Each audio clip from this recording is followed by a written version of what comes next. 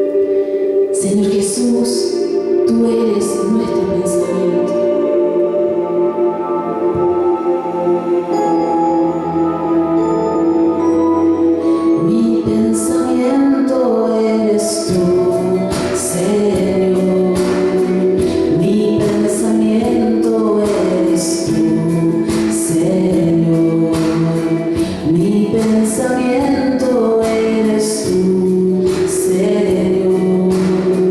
Mi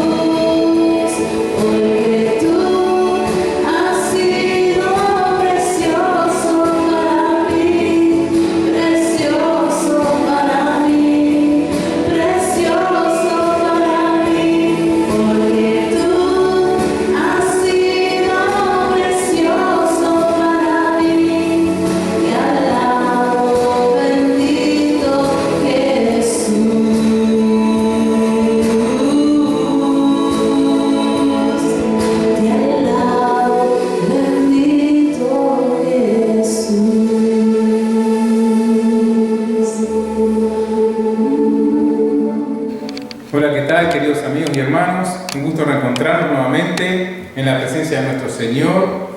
Hoy vamos a seguir esa serie de sermones que habíamos comenzado la semana pasada para familias con problemas, y mediante la gracia de Dios, desde el capítulo 37 de Génesis hasta su final, hasta el capítulo 50, vamos a ir hablando de diferentes problemas que se suscitan dentro de la familia por causa del pecado, los cuales fueron redimidos a través de nuestro Señor Jesucristo allí en la cruz del Calvario.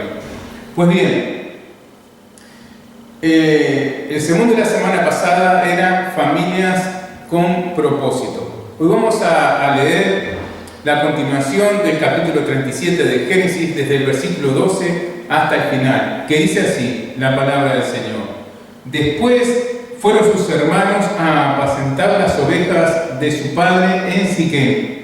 Y dijo Israel a José: tus hermanos apacientan las ovejas en Siquem, ven y te enviaré a ellos. Y él respondió: heme aquí.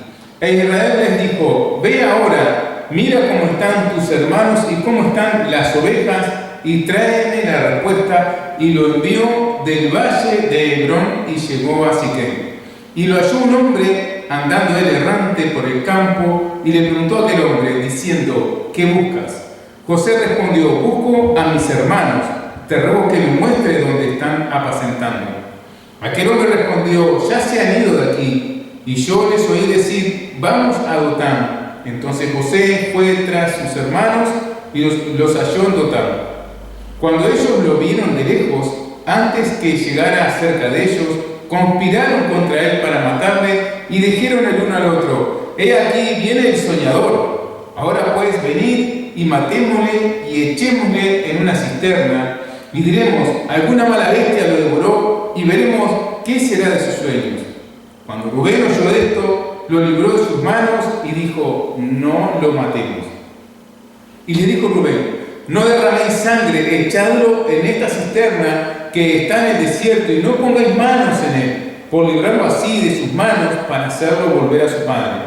Sucedió pues que cuando llegó José a sus hermanos, ellos quitaron a José su túnica, la túnica de colores que tenía sobre él, y le tomaron y le echaron en la cisterna, pero la cisterna estaba vacía, no había en ella agua. Y se sentaron a comer pan, y alzando los ojos miraron, y aquí una compañía de ismaelitas que venía de Galaad, y sus camellos traían aromas, bálsamo y mirra, e iban a llevarlo a Egipto.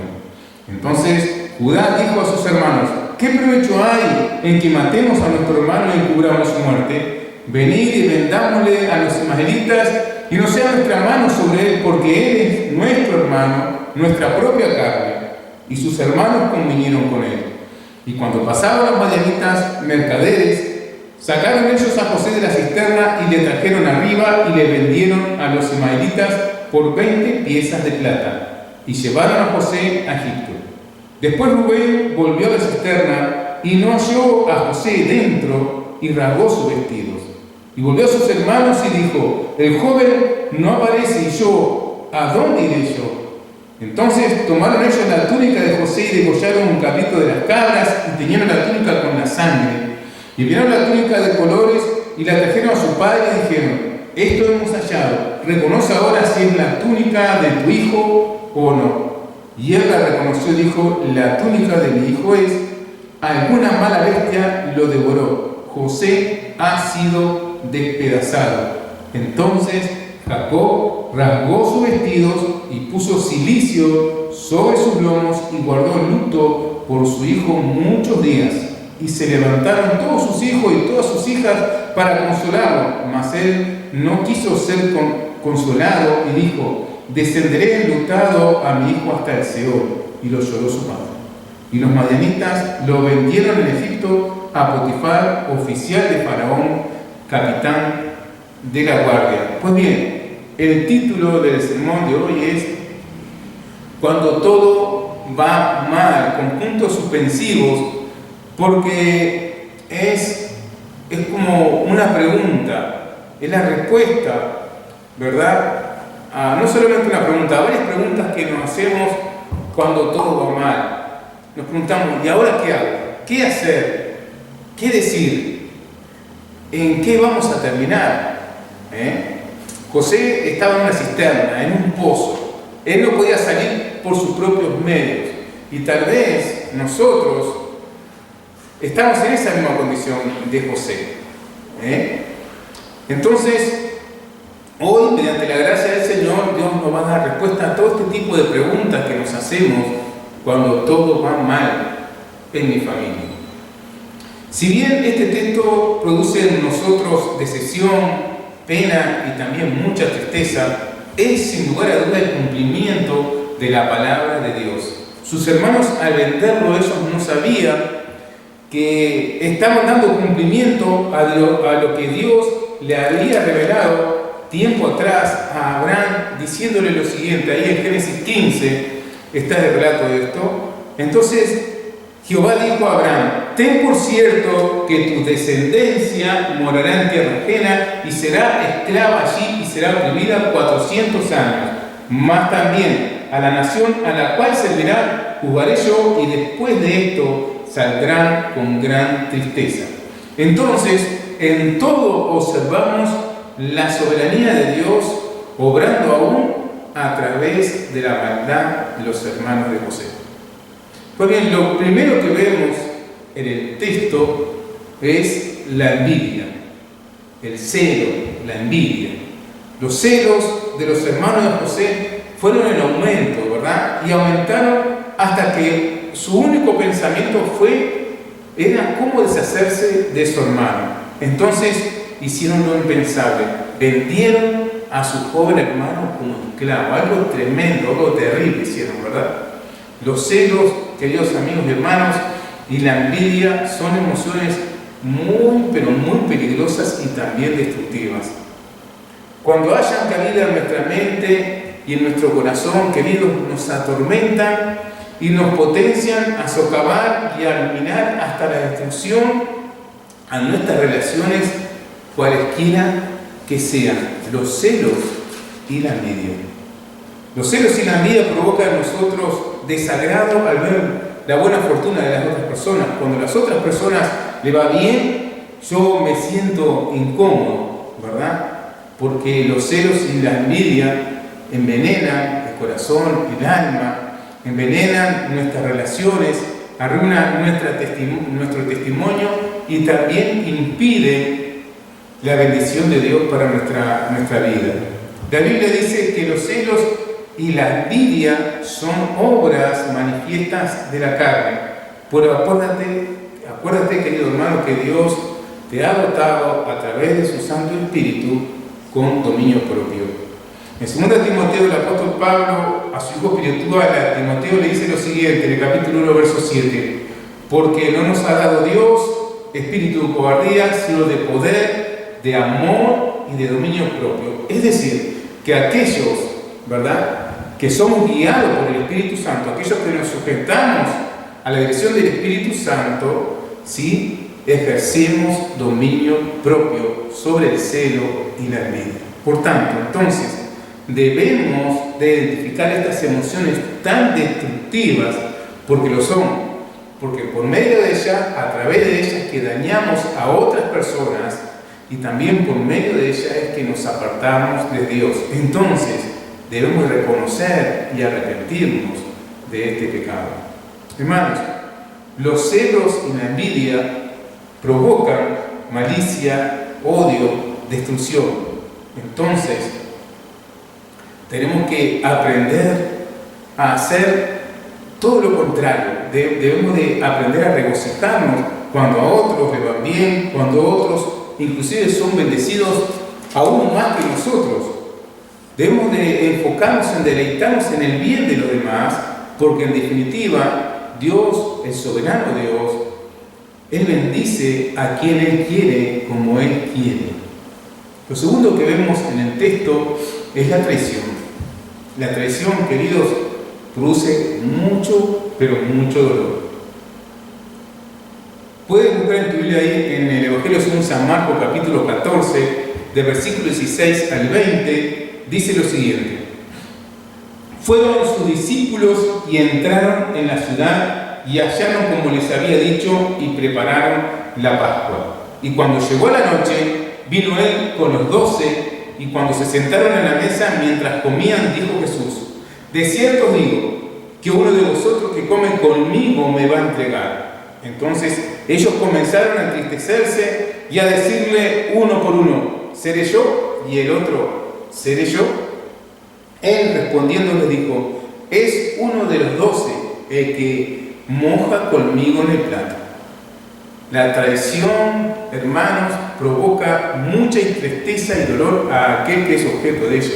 Quiero decirte que más que el dolor que produjeron los clavos en las manos y en los pies del Señor, que más punzante que las espinas que fueron clavados con aquella caña en su cabeza, más que el flagelo que sufrió todo el cuerpo de nuestro Señor, lo que más dolor le provocó fue la traición de aquel a quien él amó, de aquel que llegó a ser uno de sus discípulos preferidos, aquel que estaba junto a él en la mesa y era tan íntimo, tan amado del Señor, que comía junto en el mismo plato que nuestro Señor.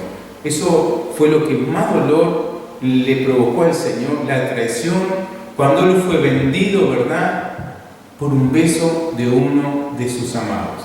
Esto, hermanos, ocurre en las mejores familias. Esto también le ocurrió inclusive a nuestro Señor en su ministerio, y esto también ocurre en la iglesia de hoy, de Dios, que es la familia de Dios.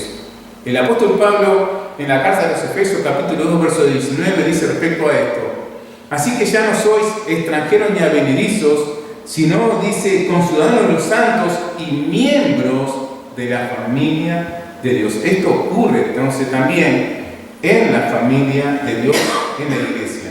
Entonces, lamentablemente, quiero decirte, informarte, que la traición forma parte del ministerio cristiano, siendo una parte negativa de esta, ¿verdad?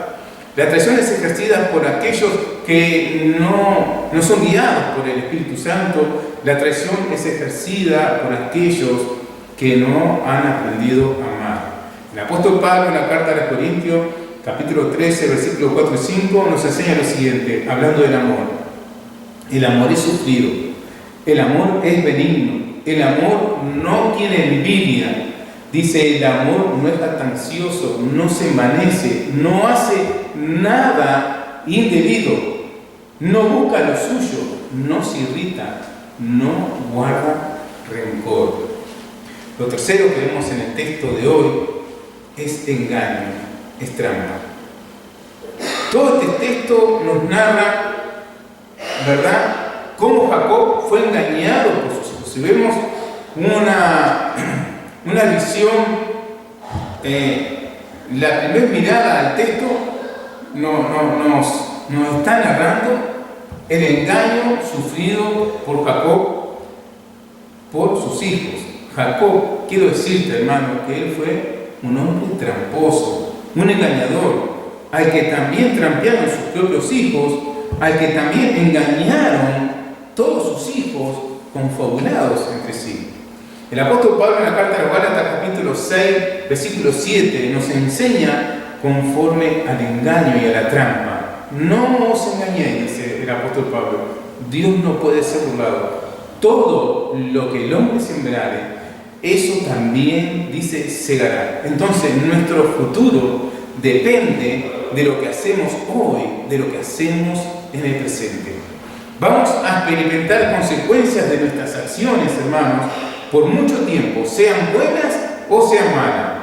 Por eso Pablo dice a Timoteo: mas los malos hombres y los engañadores irán de mal en peor, engañando y también siendo engañados. Jacob, si hacemos memoria, engañó a su papá, a Isaac, engañó a su suegro Labán y a otros tantos engañó. Él estaba acostumbrado a resolver todos los problemas en su vida a través del engaño y de la trampa. Él era un engañador y un tramposo y terminó siendo engañado. Cosechó engaño porque él había sembrado engaño. Ahora, quiero hacerte una pregunta para que tú la medites, la respuesta. ¿Qué estás sembrando tú? ¿Acaso estás sembrando engaño? Y como conclusión, aún sobre los planes malvados de los hermanos de José, está la soberanía de Dios. Esto es lo que nos enseña el texto. Nos está hablando sobre la soberanía de Dios, aún sobre las acciones malvadas de los hombres. El Señor permitió que los hermanos de José se salieran con la suya para que se cumpliera al pie de la letra su palabra, ¿verdad? Porque Él tenía un plan de salvación para José y toda su casa. Ahora pongámonos por un momento en lugar de José allí en ese pozo, en esa cisterna oscura en la cual él no podía salir por sus propios medios. Y podíamos pensar, ¿acaso habrá un mañana para mí estando en la oscuridad de esa cisterna, aparentemente sin salvación, sin futuro? ¿Qué piensas tú? ¿Tú crees que Dios es poderoso para rescatarte? ¿Tú crees que Dios está al lado tuyo ahí en ese pozo? ¿Tú crees que Dios tiene total control de todas las circunstancias en tu vida? ¿Estás creyendo eso como hijo de Dios? ¿Que Dios no te ha abandonado? ¿Tú piensas que aún el Señor tiene bendición para tu vida y para la vida de tu familia estando allí en un pozo, en la oscuridad, en la incertidumbre? En medio de una prueba terrible, ¿crees que va a haber salvación para ti? Pues el texto de hoy nos enseña que sí. En realidad, querido José y toda su familia habían entrado en un proceso de Dios. Algo que no entendemos cuando todo va mal, cuando todo se pone oscuro en nuestra vida. Sin dudas, que para José todos estos acontecimientos, ¿verdad?, le provocaron una gran angustia y muchísimas lágrimas, eso sin duda. Pero las lágrimas fueron el comienzo en él de una transformación en un hombre honesto, sabio, temeroso, en un hombre lleno de la gracia del Espíritu Santo y de fe. Su proceso de transformación entonces mismo que comenzó con muchas lágrimas, pero quiero decirte una cosa, que terminó con mucho gozo y alegría. ¿Sabes? Si vamos al capítulo 45 de Génesis, al final de esta gran historia de la vida de José, pues bien, vamos a ver ahí en el capítulo 45 que dice que José no podía ya contenerse delante de todos los que estaban allí en su casa, al lado suyo, y clamó, hizo salir de su presencia a todos, y no quedó nadie con él, ningún sirviente con él, al darse a conocer José a sus hermanos. Entonces dice que se dio a llorar a gritos y oyeron los egipcios y oyó también la casa de Faraón.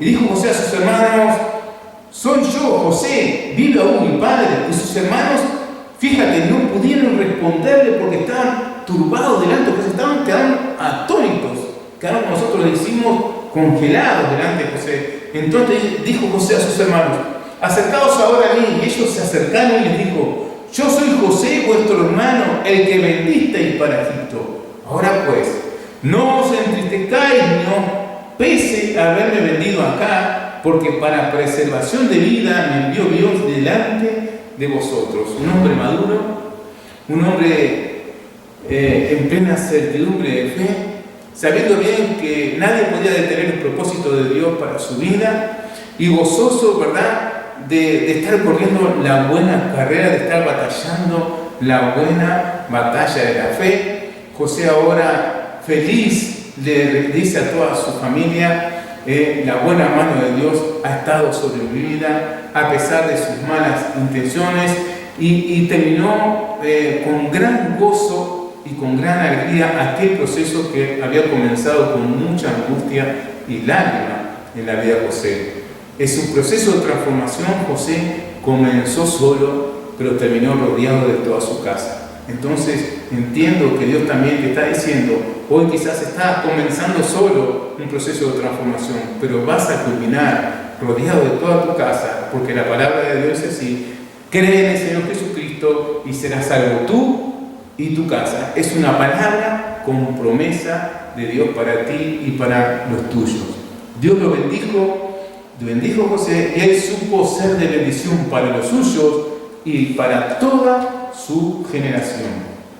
Entonces, hermanos, no permitamos que nuestros ojos nos cieguen y no nos dejen ver que Dios está en total control de toda situación en nuestra vida. El apóstol Pablo nos enseña muy bien a la iglesia de hoy y de todos los tiempos. Ahí en Romanos 8:28 dice así: y sabemos que a los que amamos a Dios, todas las cosas nos ayudan a bien. Esto es, a los que conforme a su propósito son llamados. En el camino del Señor, entonces, hermanos queridos, no todo va a ser color de rosa, no todas las cosas van a ser agradables. Si bien algunas de ellas van a ser dolorosas, Dios las va a usar, aún ese dolor, para nuestro beneficio. Por lo tanto, entonces, no desfallezcamos. Él va a convertir todas nuestras dificultades y fracasos y tristezas, ¿verdad?, en oportunidades para que nosotros crezcamos espiritualmente. Y recuerda esto, que es palabra del Señor para tu vida. El apóstol Pablo dice clarito en Romanos 8:18: pues tengo por cierto que las aflicciones del tiempo presente no son comparables con la gloria venidera que en vosotros ha de manifestarse. Gloria a Dios.